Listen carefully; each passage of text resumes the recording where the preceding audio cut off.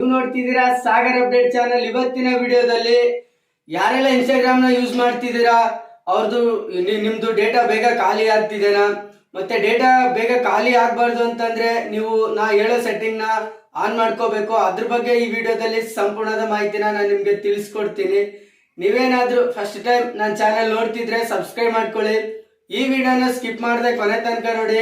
ಬನ್ನಿ, ಇನ್ಸ್ಟಾಗ್ರಾಮ್ ನ ಓಪನ್ ಮಾಡ್ಕೊಳ್ಳಿ.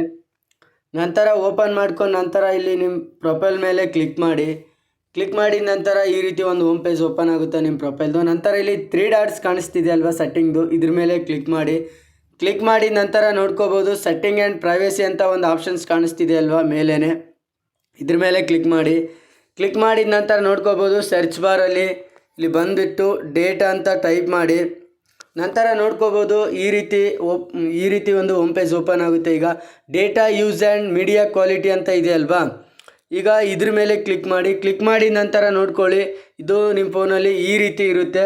ಇಲ್ಲಿ ಯೂಸ್ಲೆಸ್ ಡೇಟಾ ಅಂತ ಇದೆ ಅಲ್ವಾ, ಕೆಳಗಡೆ ಡೇಟಾ ಸೇವರ್ ಅಂತ ಕಾಣಿಸ್ತಿದೆ ಅಲ್ವಾ, ಇದನ್ನು ನೀವು ಡೇಟಾ ಸೇವರ್ ಇದೆ ಅಲ್ವಾ ಇದನ್ನು ನೀವು ಆನ್ ಮಾಡಿಕೊಂಡ್ರೆ ನೀವು 24 ಅವರ್ಸು ಈಗ ಇನ್ಸ್ಟಾಗ್ರಾಮ್ನಲ್ಲಿದ್ದರೂ ಡೇಟಾ ಸ್ಲೋ ಆಗಿ ವರ್ಕ್ ಆಗುತ್ತೆ, ಅಂದರೆ ನಿಧಾನಕ್ಕೆ ಖಾಲಿ ಆಗುತ್ತೆ, ತುಂಬ ಸ್ಪೀಡಾಗಿ ಹೋಗಲ್ಲ.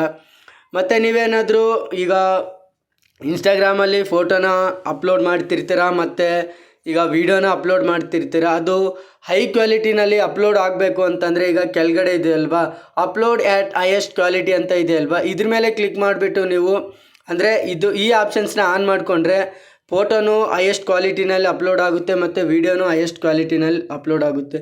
ಈ ವಿಡಿಯೋ ನಿಮ್ಗೆ ಇಷ್ಟ ಆದರೆ ಲೈಕ್ ಮಾಡಿ, ಶೇರ್ ಮಾಡಿ, ಕಾಮೆಂಟ್ ಮಾಡಿ ಮತ್ತು ಸಬ್ಸ್ಕ್ರೈಬ್ ಮಾಡ್ಕೊಳ್ಳೋದನ್ನು ಮಾತ್ರ ಮರಿಬೇಡಿ.